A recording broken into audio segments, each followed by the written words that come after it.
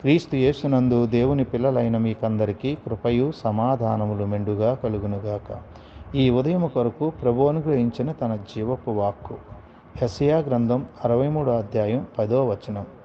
అయినను వారు తిరుగుబాటు చేసి ఆయన పరిశుద్ధాత్మను దుఃఖింపజేయగా ఆయన వారికి విరోధి ఆయను, తానే వారితో యుద్ధము చేసెను.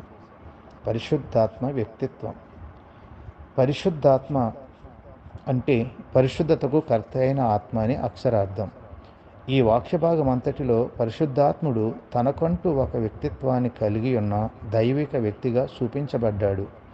దేవుడు పాత నిబంధనలో మరుగై ఉన్న పరిశుద్ధ త్రిత్వంగా వెల్లడి చేసుకున్నాడు.